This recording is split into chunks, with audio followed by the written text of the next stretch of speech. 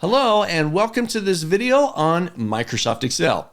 In this video, we're going to be taking a look at a relatively newer function inside of Excel called the TOCOL or two-column function. Now, before we get started, open in front of you, I've got an example file that I'm going to encourage you to download so you can follow along with me and you can practice this function on your own. To download this file, go down to the description of this video and look for the link for the OfficeNewb blog.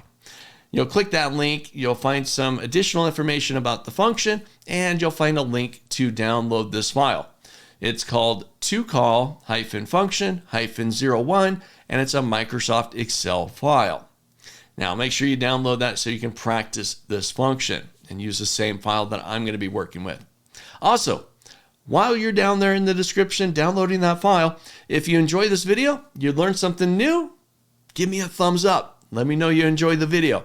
And if you haven't already, make sure you subscribe to our channel so you get updates about new videos that we post here about Excel and other Office applications. So smash that subscribe button. All right. Now, inside this example file, once you've downloaded it, open it up, there's going to be a few worksheets. The first one is just some high-level information about the function, introducing it, its syntax, how you're going to use it, and what the function expects from us. Now, first off, like I mentioned, it's a relatively newer function. It's part of the Microsoft 365 subscription or the Excel Online Edition. All right, but here's the function itself, TOCOL, and it's looking for 3 bits of information: an array or a range of data, what it should ignore in that range, and how it should scan that data. Now, let's take a step back. What does the TOCOL function do for us? Well, let's take a look. If I hop over to the list function, here I've got a simple little list, but this data spans multiple columns and multiple rows. Now, what I'd like to do is take that simple list, that range of data, and convert it from 3 separate columns to a single column of data. This way I can then do summary data through calculations and have just a nice column format of the data. Get rid of the multiple columns. That's what the TOCOL function does. Let's see it in action. So I'm going to hop down here to B9. It's a function, so I'll drop in my equals, TOCOL. I'm going to open up a parentheses, and there's those 3 bits of information. The first thing it wants to know is, okay, where's the data that you want to convert to a single column? They call it an array. Well, I'm just going to grab B2 down to D5. I'll hit my enter key, and there's my data. What used to be 3 separate columns or 10 or 20 different columns, now a single column of data. There we can see gas, phone, internet, and so on.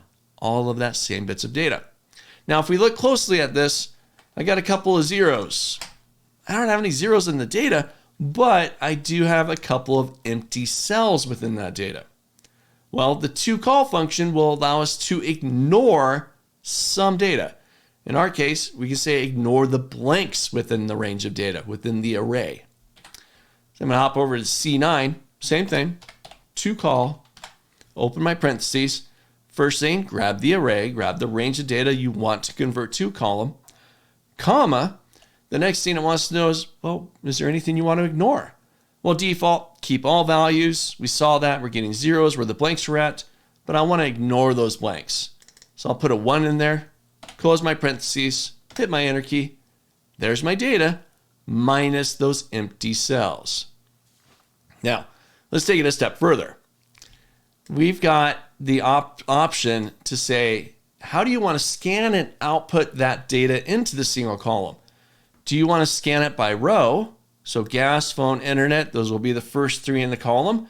And then the next 3 would be rent, car, candy. We're actually seeing this right now. It's the default behavior to scan and output by row. Gas, phone, internet, that's the first row. Rent, car, candy, that's the second row, and so on. But if you want to, it's defaults, but if you want to explicitly tell the function to do this, we'll say equals TOCOL. I'll grab my array, comma, I want to ignore the blanks, comma, and the last thing is scan by column. You can scan by row default, which is false, or you can say true and scan by column. So I'll say false. We've actually already seen this. It's its default behavior, but there's the same list, output and scanning by row and output in that order. Now, if you want to scan and output by the column, so the first set of options should be gas, rent, food, kids, and then phone, car, insurance, credit card, we'll do this. TOCOL, grab my range, comma, ignore those blanks, comma, and this time I'll put true. I'll hit my enter key, and now it's doing it by column. Gas, rent, food, kids, gas, rent, food, kids, and so on. Pretty cool. So we get the option to say either scan it by row or scan it by column and output it in that order. Now I'm going to take this a step further. Well, this is nice, but it's still in the same order, either row or column, as the original list. What if I want to sort this alphabetically?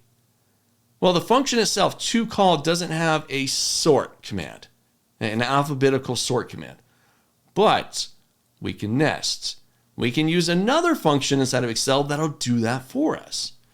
So I'll hop over here to the 2-column one. I'm going to go back to my formula. Just to the right of the equal sign, I'm going to bring in the sort function. So it'll be equals sort, open parentheses.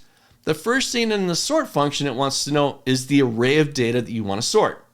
Well, that's where the TOCOL comes into play. The TOCOL holds that data. Okay, so we're good there. After the closing parentheses of the TOCOL, I'll do a comma. It wants to know, well, what's your sort index? In our case, we've only got one column, so I'm just going to put a 1 in there. Then I'm going to do a comma again, and I'm going to tell it to do an ascending sort order. And that's it. I'll close the parentheses, hit my enter key, and now I'm sorting it alphabetically in ascending order. Candy, car, credit card, food, gas, insurance, internet, and so on. Pretty cool. So it's not built into the TOCOL function. You can either scan by row or scan by column, but nest it within the sort function, and you can get it to happen there. All right, that's a bit. If you're not terribly familiar with nesting, you can pause the video right here, take a look at that function, and recreate that on your own. All right, let's take this a step further. We got one called dupes. I love nesting. Here, I've got a similar list, but there's some duplicate values in there. So we can use the TOCOL function to take that range, I'll ignore the blanks, and output that list. But there's gas, there's food. I don't want the duplicate values. I just want unique values. So here, back to my original formula. I'm going to go up just to the right of the equal sign, and I'll bring in the unique function. Now, the unique function needs to know the array. What am I looking at? Where am I going to pull unique values from? Well, that's again where TOCOL comes into play. I'll close the parentheses, hit my enter key, and there's my unique list of values from that range of data in a single column. So cool. Love it. There's so much you can do with this function. But I want you to stop right here for a moment. Pause the video, and I want you to think about where could you use this function? Think about your own working files. Think about any time you've retyped data in a single column. You ever done that before? Anybody ever give you a list like this and say, hey, now you need to create a single column of that data so I can do things like summary data or some calculations for each category, whatever it might be. Well, if you've ever had to retype that, TOCOL, do it for you. So drop down to the comment section. Let me know where you might use this at. All right, let's try this one more time. Step further. We got one called bills. Now this one's a little bit different. Here we got a table for bills, and it's got a bunch of bill names. We've got one for expenses with expense names, and we got one for subscriptions. So this is like an expense worksheet, right, for my monthly bills. But now I want to create a single column of each of the names that combines all the bills, the expense names, and the subscription names. All right, this is going to be a little bit different. I'm going to pick just an empty cell here where I can create this. So I'll say equals TOCOL. All right, now the array. I can't just jump in here and grab all this data because that'll grab all of the data. I just want the bill names, the expense names, and the subscription names, and turn that into a single column. Well, in order to do this, we're going to create a reference to each one. But first, I'm going to open up a parentheses because I'm going to encase the 3 separate ranges within parentheses so it becomes one array object. So I'm going to grab this range, and I'm grabbing the empty cells because I'm anticipating that there will be additional bills or expenses or subscriptions added later. Then I'll do a comma. That's my first range. Then I'm going to grab the expense range, comma. Then I'll grab the subscription range. Now that's it. But to tell it I'm done with the ranges that I need, I'll close a parentheses. I'm now done with the array section of the TOCOL function. Now I'm going to do a comma, and I'll tell it to ignore the blanks. I'll close that parentheses, hit my enter key, and there's my single column of that 3 separate column range, all in one column. What do you think? I think that's so cool. Now you could sort that, you could unique it, you could do whatever you need to. Maybe now you're going to build another column over here that does some calculations for each category, maybe using a sum if. Very cool. Make sure you try this out. So if you haven't already, download that file in the description down below. Download it, try this out. If you've enjoyed the video, make sure you give me a thumbs up. Let me know you enjoyed it. And if you haven't already, smash that subscribe button so you get updates about new videos that we upload to this channel. I'll see you in the next video.